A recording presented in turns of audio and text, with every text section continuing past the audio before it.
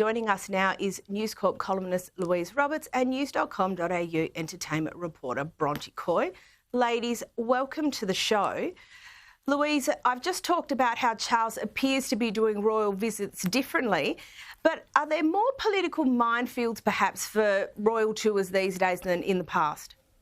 Hi, Caro. Look, no doubt there will be. I think any country they go to, which used to be part of the colony or indeed still part of the Commonwealth now, there'll be questions asked about past issues, past crimes, past violence. And I think we are in a new era, very much so that Charles felt he had to express regret, but note that he wasn't apologising because he can't apologise for it. And of course, the Queen didn't apologise for anything around the colonial era as well during the day. So I think it's very important that Charles has made that step forward. I think and it's important that we don't then weaponise it against the royal family. Like, for example, when we had Kate and Charles and, in fact, Kate and William last year in Jamaica, and they were shaking hands with the little school children through the fence, and they were criticised for somehow insulting local Jamaicans, which is absolute rubbish. So we have to be very careful that we are seen to be moving forward, but not blaming everything on the current royal family.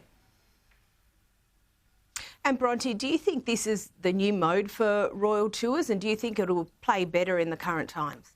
Absolutely. Exactly as Lou said, it's a new era. It definitely feels like a new tone for the royal family. As we've just mentioned, William and Kate's tour of the Caribbean last year really should have been a massive celebration of the Queen's Platinum Jubilee. And instead, there were some moments that were pulled out because there were photo op blunders or things that became they were taken out of context and became a much bigger story than what was actually happening on the day. But Charles here, he's really hit the ground running. That first night he gave that beautiful speech at the state banquet and made his position clear. And I do think that he's looking to forge new relationships, leaving these countries as friends, making it clear that this is a new chapter in the relationship between Britain and these countries. And I think that's really important. I think we're going to see a lot of it. I do think he's refusing to shy away from the horrors of the past, but he's also doing a good job of looking forward to the future.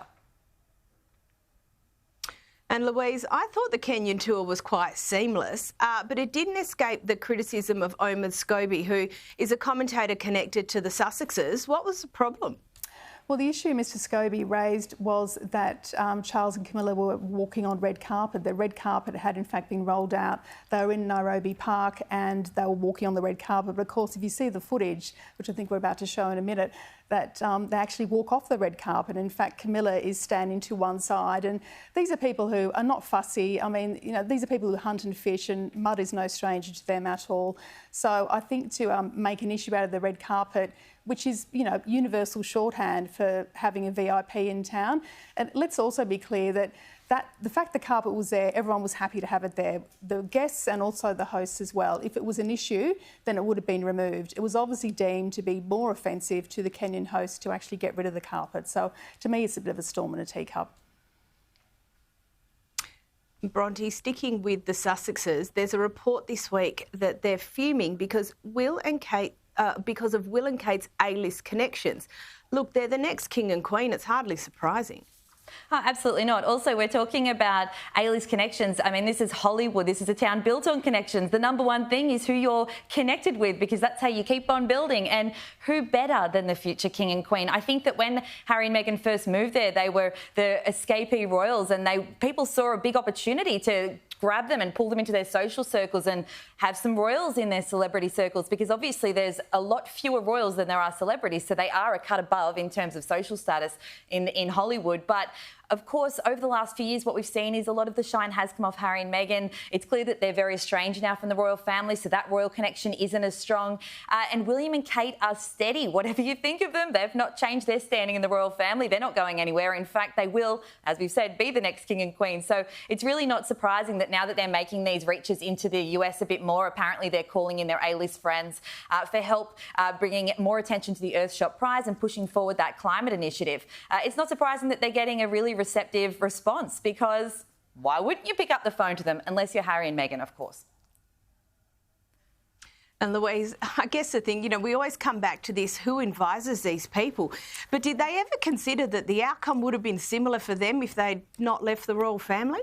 No, I don't think they did. They were really riding on a wave of self-righteousness once they arrived in Los Angeles, and they figured that all their celebrity friends would, buffer them and continue to, pay homage to them in a way. But the fact is, I mean, to Bronte's point, that if you've got access to the legitimate top-tier working royals, why would you fraternise with a self-imposed in-exile couple? I mean, it just doesn't make sense, and their power seems to seep away day by day.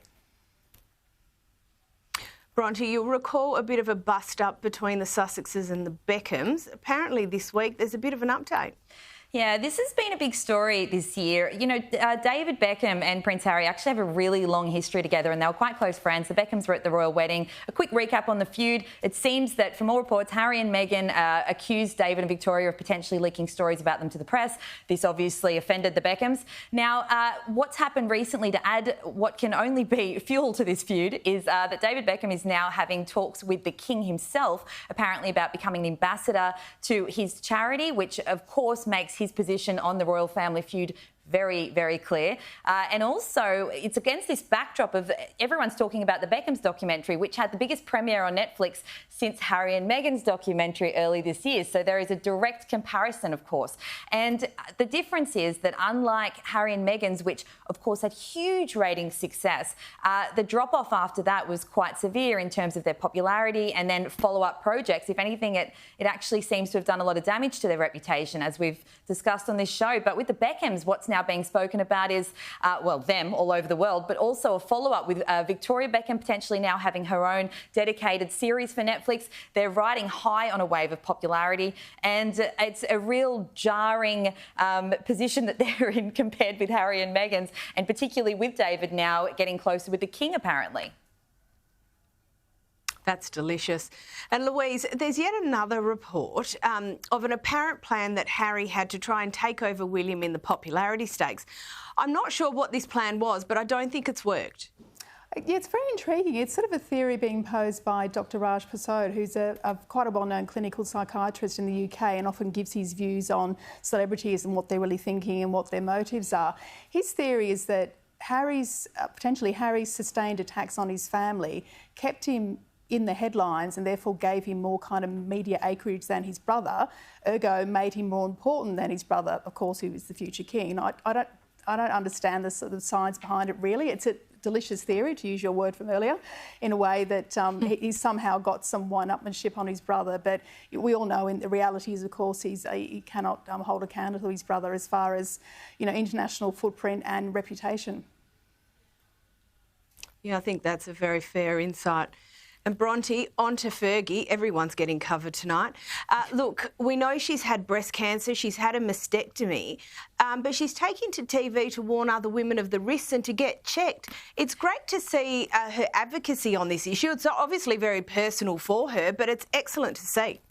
Absolutely. Mostly what we've heard from Fergie in recent years is just her, speaking out in defence of Prince Andrew and things like that. So it's actually really nice that she's using her platform now in the wake of this, what would have been a devastating moment for her, of course, and the mastectomy that she got in June, to now be warning other women to keep getting checked. She's going to be on a UK panel show called Loose Women later this week, and which is a very popular show among women. And she's urging people to just make sure they stay up to date with those checkups because, as she said herself, she actually planned to skip her check that day, but her sister convinced her to go. So she's warning of what can happen because she had no symptoms at all, and it really was a massive shock to her when she got that cancer diagnosis. So I love seeing her use her platform for this. After all these years, it's funny, she's kind of a royal outlier at times, I suppose, but at the end of the day, people have great affection for Fergie, and she can really, send a message, and it's great that she's speaking up and using her platform for this. I think she does send a message, and there's something about her that I find really relatable and really everyday, and I think it works really well for her and it works really well for the royal family. Ladies, thank you so much for coming on the show this evening. Louise Roberts and Bronte Coy, thank you.